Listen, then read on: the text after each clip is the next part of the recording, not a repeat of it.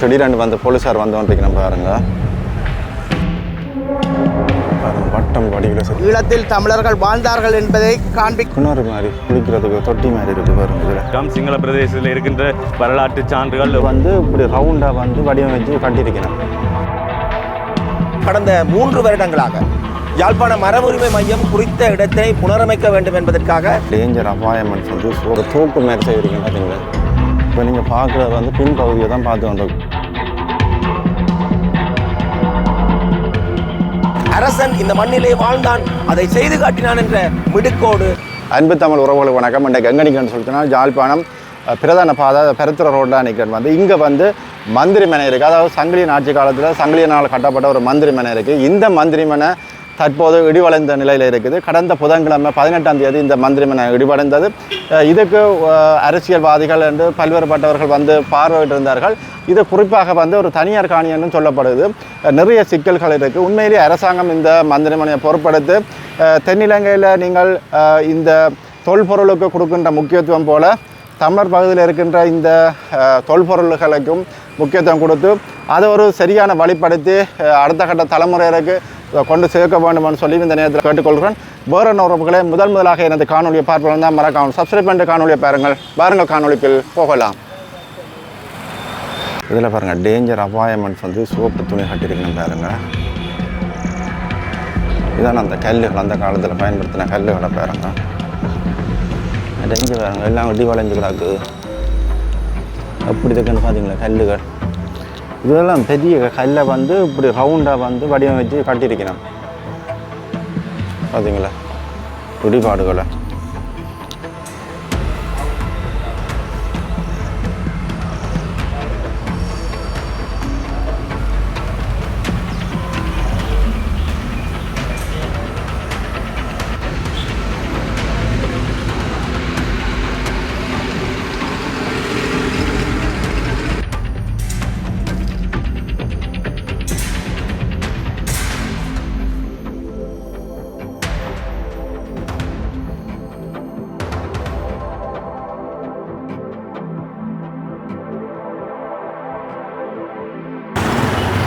இல்லை பார்த்தீங்கன்னா இதான் மந்திரி மனை பாருங்கள். முன்னுக்கு வந்து இந்த ஆர்ப்பாட்டத்தை வந்து முன்னெடுத்துருக்கணும்.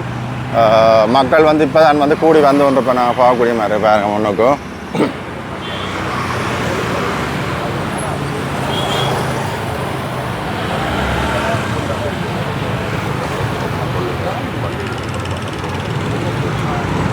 இதில் வந்து நிறைய பதாகைகள் வச்சுருக்கேன்.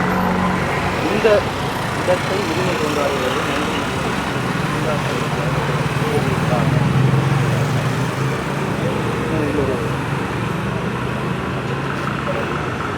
இலங்கை அரசு தமிழரின் மரபுரிமை சின்னங்களை பாதுகாக்க நடவடிக்கை எடுன்னு சொல்லி ஒரு பதாகையோடு நிற்கிறோம். அப்படி வந்து ஒவ்வொரு பதாகைகளோடு நினைக்கக்கூடியதை பார்க்கக்கூடிய மாதிரி வேறுங்க. இதில் வந்து கவன ஈர்ப்பு போராட்டம்ன்றதை வந்து பதிவு செய்திருக்கணும். அனைவரும் வருகின்ற விடயங்களையும் பகிர்ந்து கொண்டிருக்கணும். இது பிரதான வீதி. மக்கள் வந்து இந்த பாதையால் வந்து போயிட்டு வந்து கொண்டு பார்க்கக்கூடிய மாதிரி இருக்குது.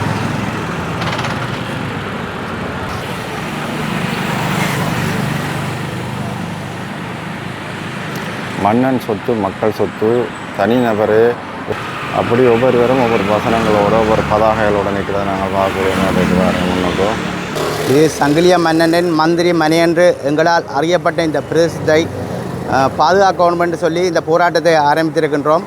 இந்த போராட்டம் வந்து என்னென்று சொன்னால் வந்து தனியே இலங்கை அரசாங்கத்தை மட்டும் குறியாக வைத்து இந்த போராட்டம் இல்லை. எங்களது சொத்தை மன்னர் சொத்தை அடாத்தாக பிடித்து வைத்திருக்கும் எமது தமிழ் உறவுகளுக்கு எதிராகவும் இந்த போராட்டம் இருக்கின்றது. இந்த போராட்டத்தின் மூலம் நாங்கள் சொல்லுகின்ற செய்தி என்ன, தமிழ் மக்களின் மரபுரிமை சொத்துக்களை நாங்கள் பாதுகாப்பதன் ஊடாகவே அடுத்த சந்ததிக்கு நாங்கள் ஈழத்தில் தமிழர்கள் வாழ்ந்தார்கள் என்பதை காண்பிக்கக்கூடிய ஒரு சான்று பொருட்களாக இருக்கும். இந்த போராட்டம் வந்து தொடரும். இன்றைக்கு மட்டுமில்லை, இந்த போராட்டம் வந்து இதை வந்து சரியான முறையில் அரசு கையகப்படுத்தி தமிழ் மக்கள் மரபுரிமை காக்க தவறினால் இந்த போராட்டம் தொடர்ச்சியாக இந்த இடத்தில் நடைபெறும். சங்கிலிய மன்னனின் மந்திரி மனையானது தமிழர் தாயகத்தின் ஒரு அடையாளம், வரலாற்று சின்னம். அதை நாங்கள் பேணி பாதுகாக்க வேண்டிய ஒரு தார்மீக பொறுப்பு தமிழ் மக்களாகிய அனைவருக்கும் உரியது. அந்த வகையிலே கடந்த காலத்தில் 2022ஆம் ஆண்டு தொடக்கம் இன்று வரை நாங்கள் பல்வேறு வகையான போராட்டங்களை பிரதேச சபை ரீதியாகவும் சரி, ஏனைய திணைக்களம் ரீதியாகவும் சரி மேற்கொண்டு வருகின்றோம். ஆனால் இந்த மந்திரிமனையை பேணி பாதுகாப்பதற்கு குறிப்பிட்ட தொல்லிய திணைக்களம் உட்பட மாநகர சபை பல்வேறுபட்ட திணைக்களங்கள் அதனை ஒரு அசமந்த போக்காக கையாளுவது உண்மையிலே மிகவும் மனவேதனைக்குரியது. உதாரணமாக தென்கிழக்கிலே பார்க்க போவோம் என்றால் அன்றாபுரமாக இருக்கலாம், வேறு பகுதிகளாக இருக்கலாம், சிங்கள பிரதேசத்தில் இருக்கின்ற வரலாற்று சான்றுகள் எவ்வாறு பாதுகாக்கப்படுகின்றது என்பது சகலரும் அறிந்த விடயம். அதே போல தான் எங்களுடைய தமிழர் பாரம்பரியத்திலே இருக்கின்ற இந்த மந்திரிமனையானது நாளாந்தம் சிதைவடைந்து கொண்டு செல்கின்றது. பல புலம்பெயர் தேச உறவுகள் அதை கட்டியெழுப்பி பாதுகாப்பதற்கு தயாராக இருக்கின்றார்கள். குறிப்பிட்ட இடத்துக்கு உரிமையான சொந்தக்காரர்கள் இந்த இடத்தை அழித்துவிட்டு செல்ல வேண்டும் என்ற ஒரு நோக்கிலே தான் சென்று கொண்டிருக்கிறோம். இது எங்களுடைய பாரம்பரியம், எங்களுடைய மரபுரிமை. இந்த விடயத்தை நாங்கள் எங்களுடைய அடுத்த சந்ததிக்கு நாங்கள் ஊடுகடத்த வேண்டிய ஒரு தேவைப்பாடு இருக்கின்றது. எனவே இந்த விடயத்திலே நாங்கள் நல்லூர் பிரதேச சபையாக இருந்தாலும் சரி, மாநகர சபையாக இருந்தாலும் சரி, ஏனைய தொல்லிய திணைக்களம் சம்பந்தப்பட்ட திணைக்களங்கள் தங்களுடைய பொறுப்புகளை, தார்மீக பொறுப்புகளை உணர்ந்து தங்களுடைய நடவடிக்கைகளை மேற்கொள்ள வேண்டும். எங்களுடைய பாரம்பரிய மர உரிமைகளை எமது எதிர்கால சந்ததிக்கு ஊடுகடத்த வேண்டும் என்பது எங்களுடைய அவாவாக இருக்கின்றது. எனவே இதற்கான போராட்டங்கள் உட்பட பல வகையான வகையில் எங்களுடைய போராட்டங்கள் நிச்சயமாக தொடரும். இது மந்திரிமனை ஒரு ஆக்கப்பூர்வமான ஒரு வடிவமாக நாங்கள் முற்றுப்பெற செய்வோம் என்றதில் எந்த விதமான மாற்று கருத்தும் இல்லை. எங்களுடைய பாரம்பரியத்தை பாதுகாப்பதற்கு நாங்கள் எப்போதும் முன்னின்று பாடுபடுவோம். அனைவருக்கும் வணக்கம். இன்று இந்த மந்திரிமலை பாதுகாக்கப்படாமை தொடர்பாக நாங்கள் ஒரு அதாவது கவனஈர்ப்பு போராட்டம் ஒன்றை முன்னெடுத்திருக்கின்றோம். என்னவென்று கூறுவோமானால், கடந்த 2 கிழமைகளுக்கு முன்னர் ஒரு மழை ஒன்று ஏற்பட்டது. அதன் பின்னர் அந்த மந்திரிமலையின் ஒரு பகுதி சிதைவடைந்து கீழே விழுந்துள்ளது. இந்த சிதைவடைந்த பகுதி படிப்படியாக இனிவரும் காலங்களிலும் அழிந்து போவதற்குரிய காரணங்கள் உருவாகி கொண்டிருக்கின்றன. தனியார் ஒருவர் இதனை கையகப்படுத்துவதற்கு கடுமையான முயற்சிகளை செய்து கொண்டிருக்கின்றார். ஒரு காலமும் நாங்கள் அந்த தனியார் அதனை கையகப்படுத்துவதற்கு நாங்கள் இடமளிக்க மாட்டோம். ஏனென்று சொன்னால் இது தமிழர்களின் பூர்வீகம், பாரம்பரியங்கள், தமிழர்களின் எழுச்சிகளை பாதுகாக்கக்கூடிய ஒரு மந்திரிமலையாக சங்கிலிய மன்னனால் நிறுவப்பட்டு இந்த மனையானது காணப்படுகின்றது. இந்த மனையினை பாதுகாக்க வேண்டிய தார்மீக பொறுப்பானது முதலாவதாக மாநகர சபையிடம் இருக்கின்றது.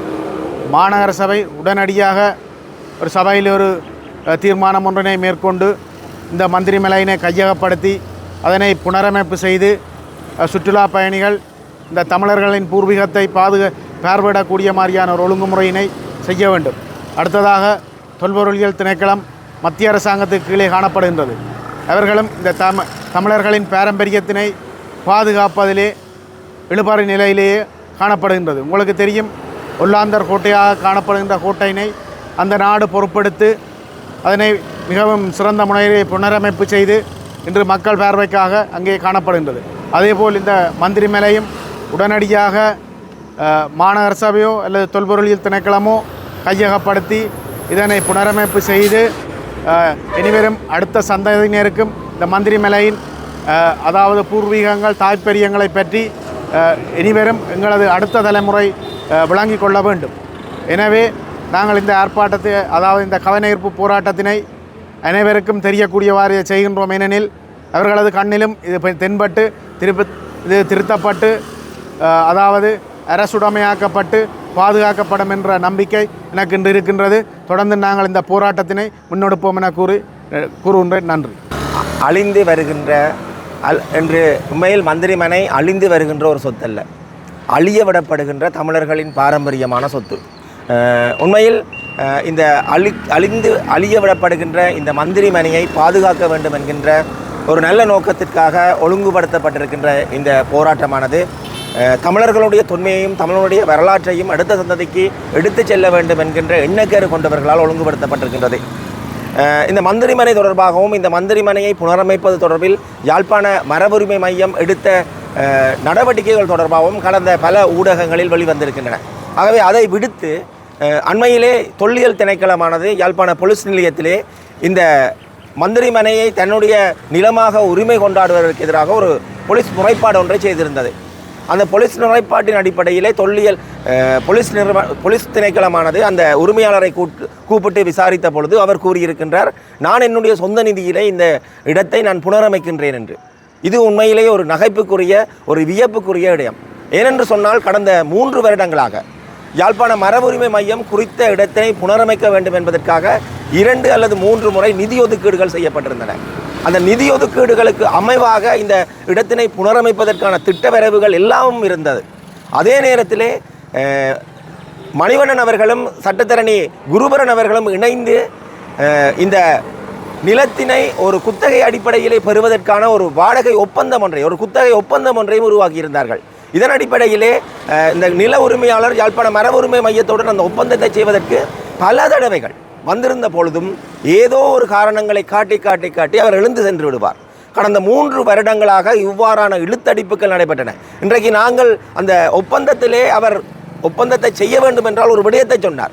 அதாவது இன்றைக்கு நாங்கள் பேசிக்கொண்டிருக்கின்ற இந்த பருத்தித்துறை வீதி இந்த சட்டநாத சிவங்கோயிலுக்கு பின்னால் செல்ல வேண்டும், அது முன்னால் செல்ல முடியாது என்ற ஒரு வியப்புக்குரிய சாத்தியமில்லாத பல நிபந்தனைகளை அவர் விதித்திருந்தார்.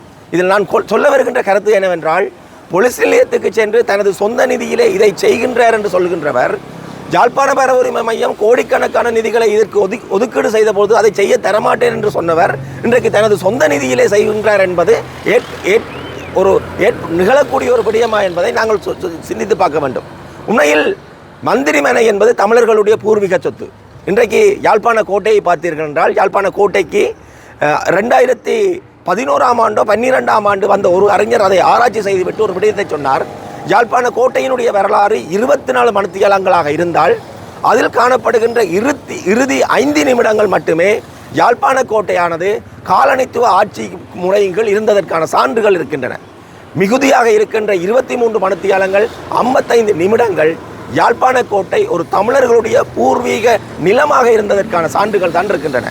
அதேபோல் இந்த மந்திரிமனையும் எதிர்காலத்திலே ஒரு அடக்குமுறையான சின்னமாக மாற்றப்பட்டு அல்லது ஒரு தமிழர்களுடைய பூர்வீக நிலம் இல்லாமல் தமிழர்களுக்கென்ற ஒரு அரசு இந்த மண்ணிலே இருந்தது என்ற அடையாளம் அளிக்கப்பட்டு இது ஒரு உல்லாச விடுதியாகவோ அல்லது வேறு ஏதாவது தேவைகளுக்காகவோ பயன்படுத்தக்கூடிய சூழல் இருக்கின்றது.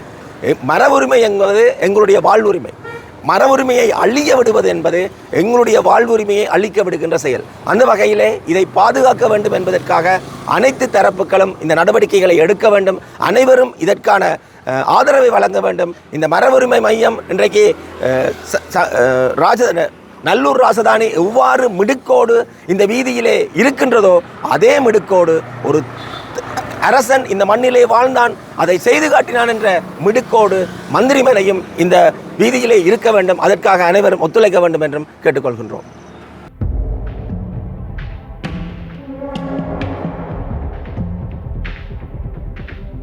பாருங்க மக்களே, இதுதான் அந்த மந்திரிமனையை பாருங்க. முன்னுக்கு இதுதான் இதில் சேதமடைந்த இடம் இருக்குது பாருங்க. அதில்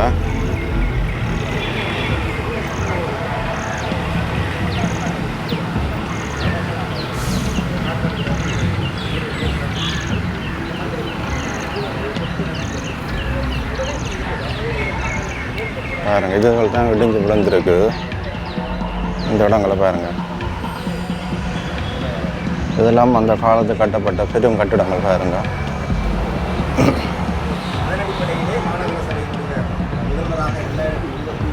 இங்கே பாருங்க, நிறைய உடைஞ்சு கிடக்குது. கிட்ட போயிடாது பாருங்க. இல்லை முன்னுக்கு இருக்க எல்லாம் பாருங்க, எல்லாம் மரங்கள் வளர்ந்து போயிருக்கு பாருங்க. வேர்கள் அப்படியே ஃபுல்லாக வளர்ந்து கிடக்குது பாருங்க. எப்படி இருக்குது மினியாண்டு. இது சங்கிலி என்ற ஆட்சி காலத்தில் கட்டப்பட்டது. இதில் பாருங்க, டேஞ்சர் அபாயம் போட்டிருக்கணும். அதே போல் பாருங்க அப்படி இருக்குது. எல்லாமே இங்கே பெண்ணுக்கு கூட எல்லாம் சிதப்படைந்த நிலையெல்லாம் இருக்குது ஃபுல்லாகவே. பாருங்க அப்படி இருக்குது இந்த கட்டிடங்கள். உள்ளுக்குள்ளே போயிடாது. இது பின்பகுதி பாருங்க. இது நீங்கள் பார்க்குறது, இப்போ நீங்கள் பார்க்குறது பின்பகுதியை தான் பார்த்து கொண்டிருக்கிறீங்க. இங்கே இதில் பார்க்குறது பின்பகுதி பாருங்க அப்படி இருக்குதுண்டு. எல்லாம் பின்பகுதி. அங்கே பக்கத்தில் ஆக்கள் வைக்கணும்.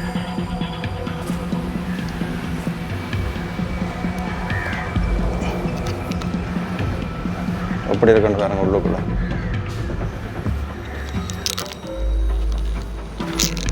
இங்கே வந்து ஒரு கிணறு மாதிரி இருக்கு.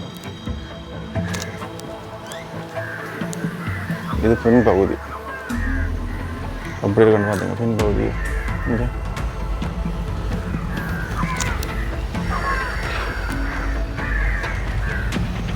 பாருங்கள் பட்டம் படியில் செய்திருக்கேன். இந்த தூணுகள் அளவை பாருங்கள், கிட்டத்தட்ட இந்த 1.5 அடி பேரும் இந்த தூண்டை அளவு.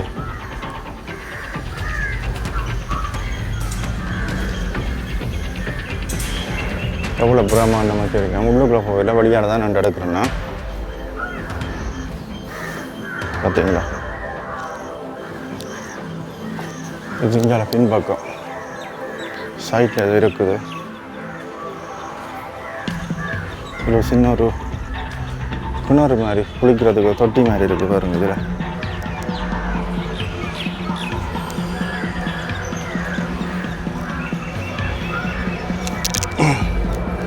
அப்படி இருக்கணும் பார்த்தீங்களா. இதெல்லாம் மரத்தால் செய்திருக்கு பாருங்க. இதில் முன்னுக்கு பாருங்க மரங்கள் அதெல்லாம் முடிகிற நிலையில் இருக்குது. முன்னுக்கு அந்த கேடர்கள் கம்பி எல்லாம் கொடுத்து தான் இப்போ சப்போர்ட்டில் வச்சிருக்கணும். இதை